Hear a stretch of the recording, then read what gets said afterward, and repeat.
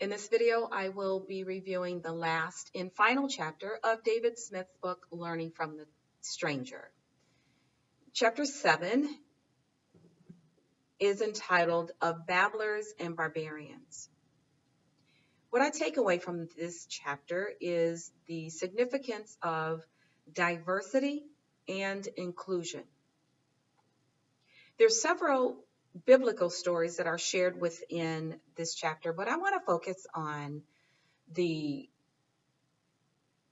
story of Peter and Cornelius, and that was the first story that was shared in the book.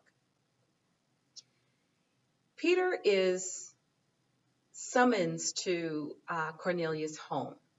Now, the significance of them coming together is that they are from two very different cultural backgrounds, and it was actually against the law for them to intermingle and to build relationships. So here they are, the example of tearing down cultural barriers in order to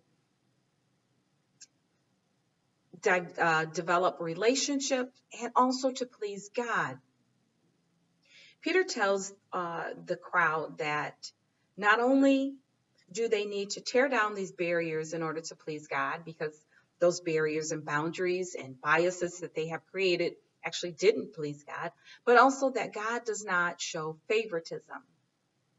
And for me, the story represents not only diversity, but also inclusion. I think Smith, his purpose, at least this is what I gather from this book, is that we need to get away from focusing on learning about cultural differences and move towards learning from individuals who are culturally different than we are. Doing so requires us to build relationships. So again, the significance of the story of Peter and Cornelius is the relationships that are being developed because they are tearing down those barriers and they're realizing that all cultures are important and that they are inclusive. How does this relate to leadership? How does it relate to the organizations that we function in? And I think about three questions. Are the organizations in which we function in, are they diverse? Second question, if they are diverse, do people feel valued because of their differences? And then the third question is, if the organizations that we function in, if they are diverse, then are people expected to just assimilate? And I know we don't like that word, but are they expected to assimilate into this homogeneous culture that's already created in the organization? Considering those questions will help us to better understand if we are functioning in organizations that value not only diversity, but also inclusion.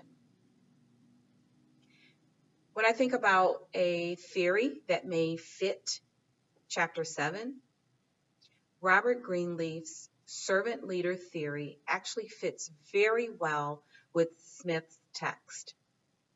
What is a servant leader?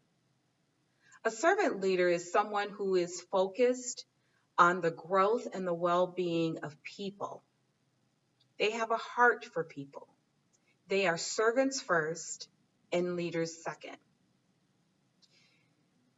Because they are servants first, they focus on individuals without really desiring to seek power.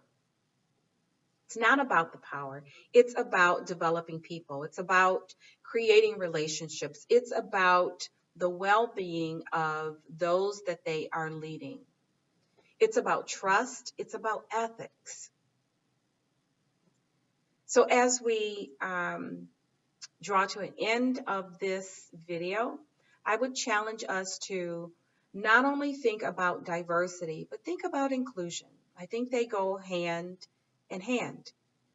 And this concludes my video. Thank you.